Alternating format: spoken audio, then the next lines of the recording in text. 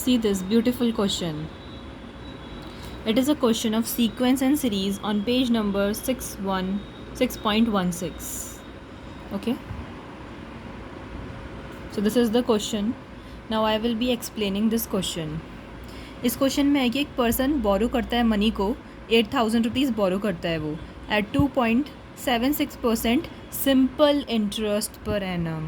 The principal and the interest are to be paid in 10 monthly installments. If each installment is double the preceding one, find the value of the first and the last installment. So ये question बहुत different है. इसमें दो different चीज़ें मुझे समझ में आती हैं. क्या है वो दो डिफरेंट चीज़ें?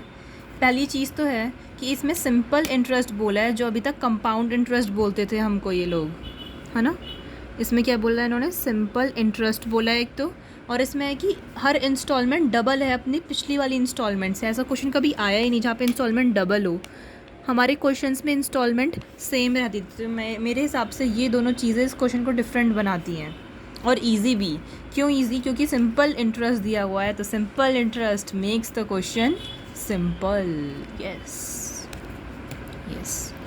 So these two things make it simple और डिफरेंट, आई शुड से ना. तो अभी तक हमने एन्यूटी में या मैं कहूँ कि मैंने वो वाला जो चैप्टर है टाइम वैल्यू ऑफ मनी, उसमें जितने भी फॉर्मूलाज पढ़े हैं जो कि मंथली इंस्टॉलमेंट्स यानी कि एन्यूटी से रिलेटेड हैं, चाहे वो फ्यूचर वैल्यू निकालना हो या प्रेजेंट वैल्यू निकालना हो, सब में हमें कंपाउंड इंटरेस्ट दिया होता था. इसीलिए हमारे फॉर्मूलाज में हमेशा हम देखते थे कि क्या आ रहा होता था, A bracket 1 + i to the power n -1 ऐसा आ रहा होता था, क्योंकि वो कंपाउंड इंटरेस्ट का फॉर्मूला होता है अमाउंट का 1 + i to the power n, और सी आई यानी कंपाउंड इंटरेस्ट का फॉर्मूला होता है p whole bracket then small bracket 1 + i to the power n -1. तो ये फॉर्मूला होता है सी आई का. इसीलिए जब हम एन्यूटी में सी आई का यूज़ करते हैं तो हम वही फॉर्मूला को वेरीड फॉर्म्स में लगाते हैं कि क्या वो एन्यूटी प्रेजेंट वैल्यू निकालने के लिए, फ्यूचर वैल्यू निकालने के लिए, एन्यूटी रेगुलर के लिए, एन्यूटी ड्यू के लिए. इसलिए उसके फॉर्मूलाज थोड़े बदल जाते हैं, लेकिन बेस कंपाउंड इंटरेस्ट का वो फॉर्मूला ही होता है. यहाँ पे हमें बोला है सिंपल इंटरेस्ट, तो हमें पता है कि simple interest is so simple that it's formula is PNR/100. सो वही PNR/100 का फॉर्मूला यूज़ करते हुए हमने इंटरेस्ट निकाल लिया कि हमारे पास P प्रिंसिपल 8,000 है, हम 10 मंथ्स के लिए ले रहे हैं, यानी कि 10/12 ईयर के लिए, और हमारा रेट ऑफ इंटरेस्ट है 2.76%. तो हमने उससे PNR यूज़ करके टोटल इंटरेस्ट निकाल लिया कितने सालों के लिए, 10 मंथ्स के लिए वी शुड से.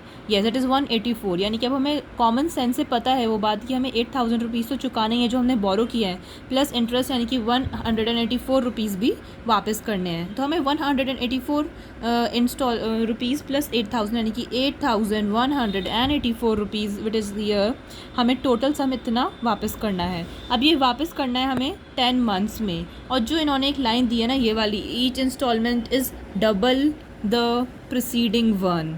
तो जब इंस्टॉलमेंट डबल हो रही हैं, यानी कि यहाँ पे इंस्टॉलमेंट्स में कितने का अंतर आ रहा है, ट्वाइस का अंतर आ रहा है, 2 टाइम्स का अंतर आता है. जब टाइम्स में अंतर आता है तो हम क्या करते हैं कि वहाँ पे क्या है, GP है. यानी कि हमें इस क्वेश्चन में वो सारी चीज़ें अपना ब्रेन इतने लॉजिक्स लगाने हैं जो अभी तक हमने मैथ्स में सीखे हैं.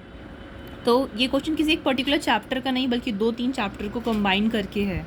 Okay, I should say 2 chapters mainly, which is time value of money and sequence and series. तो इसमें GP होगी जब इसमें डबल का अंतर आ रहा है. तो जब GP है इसमें तो कॉमन रेशियो क्या हो गया, 2.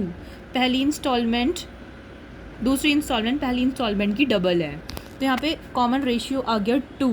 तो हम उसको यूज़ करें कि हमें 884 का ये पूरा सम, 8,184 का पूरा सम देना है किसमें, GP में जाएगा वो sum. I think it is understood कि हमारा टोटल सम कितने का हो गया है, 8,184 का हो गया है सम. वो किस में जाएगा, GP में. क्यों जाएगा GP में? क्योंकि अगर हमें हमारी पहली इंस्टॉलमेंट A है तो दूसरी AR है, फिर AR स्क्वायर है, AR क्यूब. मैं ऐसा क्यों कह रही हूँ? क्योंकि इनमें इंस्टॉलमेंट्स में ट्वाइस का अंतर है, 2 टाइम्स का अंतर है. अगर ये 100 रुपये से बढ़ रही होती, 200 रुपये से बढ़ रही होती तो ये AP बना रही होती, लेकिन ये टाइम से बढ़ रही हैं, तो ये क्या बना रही है, GP बना रही है. तो मैं कह सकती हूँ कि ये मेरा सम है और सम को देना है मुझे ऐसे इंस्टॉलमेंट्स में जो एक की डबल है, ठीक है, दूसरी वाली इंस्टॉलमेंट पहले की डबल है।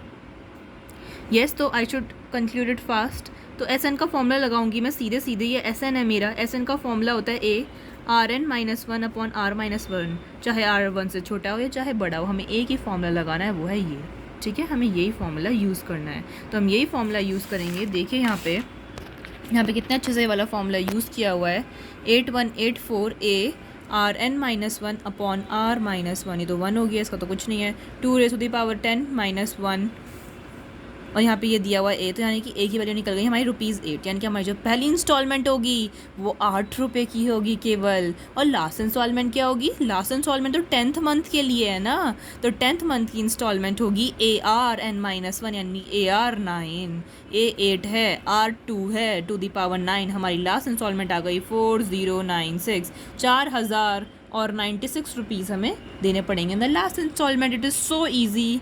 Thank you.